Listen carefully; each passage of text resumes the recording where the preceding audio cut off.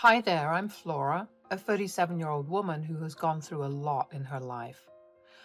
I was thinking about some of the most defining moments of my life the other day and remembered this incident. So I thought I'd share it with all of you.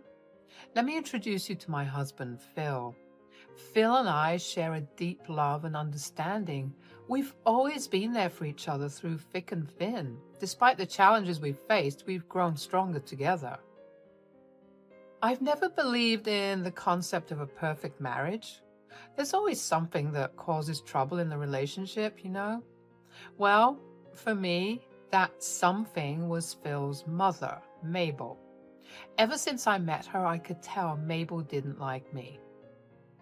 When others were around, she acted nice and friendly, but when it was just the two of us, she would say mean things that hurt my feelings. It was draining and always made me feel really small. Mabel's words felt like sharp knives. She would often tell me that her son deserved someone better than me.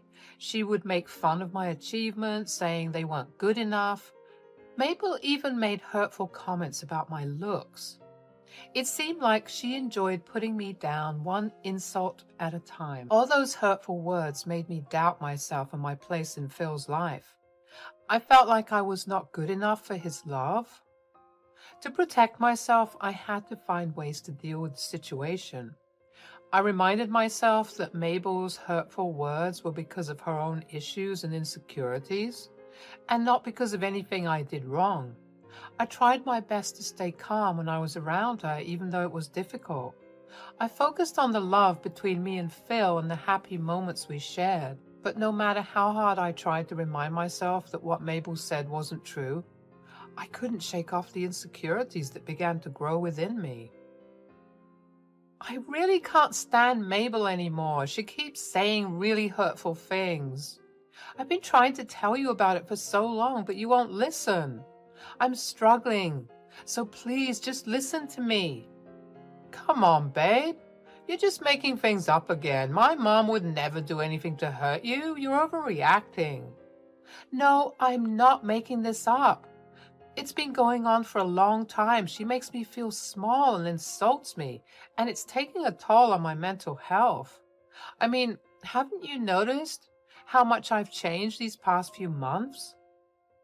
I know my mom. She's a kind and loving person. I can't believe you're saying these things about her. You need to stop making up stories and causing unnecessary drama. I'm not creating drama.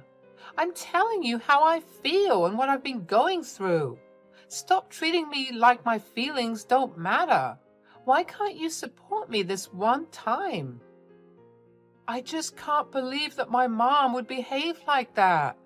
Maybe you're just misinterpreting things or being overly sensitive. I can't accept that my mom would be so mean. I'm not misinterpreting anything. I've suffered with her hurtful words and actions for so long. I'm not asking you to choose sides, but I need you to believe and help me. Can we please find a way to address this issue together? Babe, I love you, and you know that I'll always support you, but come on. I know my mother better than you do, and I will not support you talking so rudely about her. I don't like it. Just be a little nicer to her next time and don't read into things too much, okay? Living far away from Mabel didn't solve the problem. I couldn't avoid her forever. There was always some event or the other that required me to meet her and spend time with her. I wanted Phil to see the truth, but I had to find the right way and time to talk to him about it. He was never going to believe me, no matter how much or how hard I cried or complained. It would never reach him. He loved his mother too much to believe that she would torment me. One day, Mabel called Phil out of the blue to say that her house was being renovated and she needed a place to stay. Phil immediately offered for her to stay with us. The thing is, he never asked me what I thought about that plan. He knew how distressed his mother made me feel. Even though he didn't believe me, the least he could have done was check in with me. It hurt to think that he would make such a decision behind my back. Why did you offer Mabel our place to stay without even asking me for my opinion? Do I not have a say in what goes on in our house? Well, I didn't think I needed to ask you. She's my mom. I couldn't let her be homeless because of some feud that you guys have going on. It's not a feud. She treats me badly and never passes up on an opportunity to say something incredibly hurtful towards me. Now she's going to live with us without any say from me? It feels like you care more about her than about my feelings. Look, I know you've had issues with her, but she's still my mom. I can't just leave her without a place to stay. I thought you'd understand, especially since she's family. I do understand the importance of family, but it's also important for you to consider how I feel. I can't pretend everything's okay when she constantly treats me like crap. Babe, can we please not do this right now? I'm sorry I didn't ask you about it, but regardless of what you would have said, I would have let my mom stay here. Just deal with it for me, please. Talking to Phil only made me angrier. How could he not see what was right in front of him? I wanted to lash out and yell at him, but I knew that it would be pointless. Phil had made up his mind and there was no way I could change it. I had to do as he said and just deal with it. When Mabel arrived, she acted all nice and friendly towards Phil and me, but as soon as Phil left the room, her true colors showed. She smirked at me with a mean look in her eyes and said she would make my life miserable. She told me that she would find a way to get rid of me because she was sick and tired of me. I felt a mix of emotions, angry, scared, and frustrated. How could someone who was supposed to be family treat me so badly? How could she also so casually tell me this? I knew I had to protect myself somehow because Mabel wasn't planning on leaving anytime soon. Whenever she had the chance to bully me, she took it. It felt unbearable to think about enduring her bullying for who knows how long. I knew that I needed to expose Mabel's true nature to Phil, but I had to be careful. If I did it too soon, he might think I was trying to ruin his relationship with his mom, or that I was purposely throwing his mother on the streets when she had no place to live. So, for the next month and a half, I endured Mabel's constant bullying. She knew just how to target my insecurities and make me feel small. Her insults and belittling comments were like daggers to my self-esteem. She would mock my appearance. She would criticize the way I looked and dressed.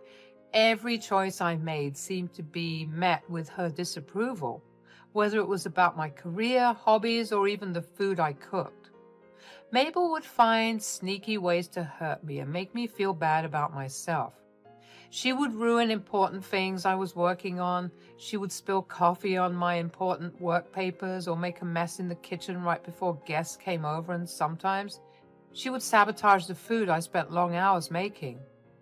Then she would just stand there and laugh while I had to fix everything and face the consequences.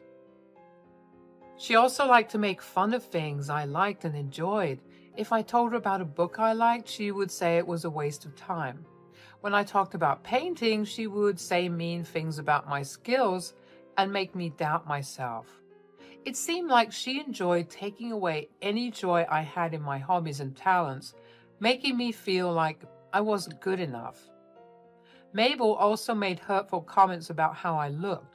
She would say mean things about my weight. She took pride in making me feel bad about my body. She would laugh at my clothes and say that they were old-fashioned or didn't look good on me. It was like she wanted to make me feel ashamed of how I looked and destroy my confidence. But her bullying didn't stop at just words. She tried to make me feel alone by spreading rumors and gossip about me to anyone that I invited over to my house. She wanted to turn them against me and create problems in my relationships. It was like she wanted to control everything and see me suffer. The entire time she had a smirk on her face. She enjoyed the pain she caused me. It was a cruel game to her, a way to show her power over me. To make matters worse, standing up to Mabel wasn't easy. I was scared of her anger and the possible strain it could put on my relationship with Phil. I was emotionally exhausted. I felt like I had reached my breaking point. That's how I knew enough time had passed and I could easily put my plan into action. I made sure to never complain about Mabel to Phil even once in the past month and a half. So now, not only was it safe to carry out my plan, but I was also burning with rage. I wanted Mabel to feel the same pain she made me feel. During those 2 weeks of secretly recording Mabel, my emotions were all over the place. It was really hard to handle her constant bullying, but I knew I had to stay strong because I wanted to show everyone, especially Phil, her true colors. The thought of finally exposing her kept me going even when things felt really tough. Every mean thing she said and every mean laugh she let out hurt me deeply. Her words felt heavy and her insults stung. It was exhausting to deal with her meanness all the time, but I reminded myself that it wouldn't last forever. I took every mean word she said and every mean thing she did in stride. I knew that everything was being recorded and I wouldn't need to deal with her anymore very soon. After compiling and editing the footage, I gathered up the courage to show it to Phil. One evening, I asked him if he wanted to watch a movie together. It had been a while since the both of us kicked back and relaxed, so he happily agreed. As we sat down, I started playing the footage of Mabel's hurtful actions towards me. Phil was confused and shocked. He watched with growing horror the way his mother treated me. He asked me to explain what I was showing him. Finally, I had his attention and it was my chance to explain. Do you see what I've been trying to tell you about for so long? I've not been lying or making things up. I've been dealing with her antics for the past 2 months while you've been happily unaware of everything. It was bad enough when she didn't live with us, but when you let her live here, I swear, babe, I wanted to leave. I had no idea. I thought you were just making it up. Why would I make it up? What would I get by making up silly stories? I don't know. I don't know why I never believed you or even heard you out. I guess I just didn't want to believe that my mother could be so cruel. I'm so sorry for not believing you and neglecting your feelings. Your mother is a monster. I hate to break it to you like this, but she really is. You've seen the evidence now. Do you see how much I've been hurting? Yeah. I feel so guilty for not standing up for you. I should have heard you out and at the very least attempted to find out if what you were saying was true. I'm truly sorry, babe. Thank you for finally believing me. If you didn't, I would have lost my mind. So it means a lot to me. Of course. I'd have to be a special kind of fool to tell you that you were lying when I just saw with my own eyes how my mother has been treating you. I want to make it up to you. Tell me what I can do to make it up to you. I'll do anything, I promise. I want Mabel out of our house. I can't bear to live with her any longer. I would completely agree with that, but I still don't want her to be homeless. Her house is still undergoing renovations and we don't know when it will end. Fine. How about we work out a compromise? Compromise? Yeah. I want you to get the name of the renovation company that's working on Mabel's place. I can definitely do that, but why do you want to know about that? I don't know, but my gut is telling me that Mabel is lying about it. Why would she lie, though? Did you just not see how happy she looked while tormenting me? Right. You're right. I'll get you the information. Just please forgive me. I'm sorry for what I did to you.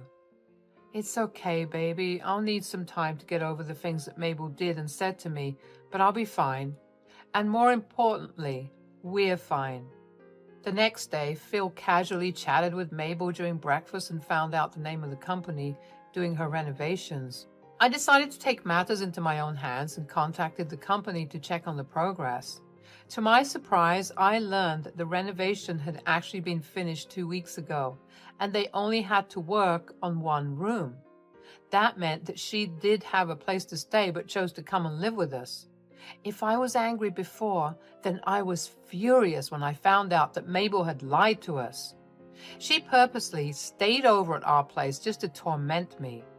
I immediately told Phil about this discovery, and he too got really upset that Mabel had lied to us about her living situation. He promised me that he would talk to her about her lies and how she treated me during dinner. When it was finally dinner time, I anxiously waited for Phil to talk to Mabel about her bullying, but nothing had happened. I assumed that he would talk to her after we were done eating. After we finished eating, Phil offered to take our dishes in, leaving me and Mabel alone in the dining room. As Mabel began to say mean things to me and I had reached my breaking point, I couldn't take her bullying anymore. "That's enough! I've had it! I will not tolerate your attitude anymore. I want you out of my house. I never want to see you again." "How dare you? This is my son's house and you have no right to kick me out." "Let me make one thing clear. This house is in both Phil's and my name. Do you know what that means? I have just as much rights as Phil to decide who lives here." "Like I care. How dare you speak to me like this? I will make Phil throw you out of the house. You'll learn your lesson then." "What's going on? Why are you guys yelling?" "Flora yelled at me because I made a small mistake and now she's asking me to leave, Phil. She told me to leave both of you alone. Can you believe her? She's heartless." "Oh, please, Mabel. Everyone in this room knows that you have a house to go back to. Your renovations have been completed for a while now. You're just here to make my life miserable because you enjoy doing it." "She's lying. You know, I would never do anything like that. You know I don't have a mean bone in my body, Phil. This can't keep going on. I'm sorry, but Phil, you have to choose. I can't keep living with someone as heartless as her. So, me or her?" Phil looked wildly uncomfortable. He hated being put on the spot, but this was the perfect time for him to show me who his loyalties lay with. If he chose Mabel, I would walk out of the house and never return to him. I hated to see him in a position where he felt so uncomfortable, but it was necessary for me in our relationship. Phil took his time and thought about how to gently respond and tell his mother to stop bullying me, but Mabel didn't give a chance to speak up. "Shall I ask Flora to start packing her bags then?" "No, Mom. You got it all wrong. It's not Flora who should be leaving, it's you." "What? What do you mean?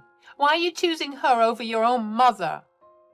"I've been trying so hard to be nice and understanding, but you're making it so hard. I can't believe you. Do you do anything else other than lie? You've lied to me about not having a place to live and about Flora being mean to you." "But Phil, you know I would never do such a thing. Flora is just exaggerating and making things up. You know how delusional she can be." "Enough! You are not allowed to speak of my wife that way. I've seen and heard enough evidence to prove that you've been lying to me. I know the truth now. Flora has suffered enough, thank you.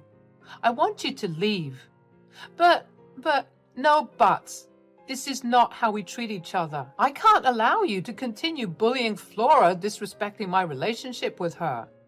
You need to leave by tomorrow morning, and for everyone's sake, never come back. The following day, Mabel left our house reluctantly, still trying to argue her case, but Phil and I stayed firm with our decision. We no longer wanted her negativity or lies in our relationship. Even after she left, she kept trying to get in contact with us, but Phil and I decided that it would be best if we blocked her everywhere. Looking back on our journey, I feel relieved and like I've become stronger as a person. Phil and I have become even closer as a couple. The wounds from Mabel's hurtful words slowly but surely healed, and now our marriage is thriving without her toxicity. If you're going through something similar, remember that you deserve love and respect. Don't let anyone make you doubt your worth. Reach out for help from people who care about you. It's never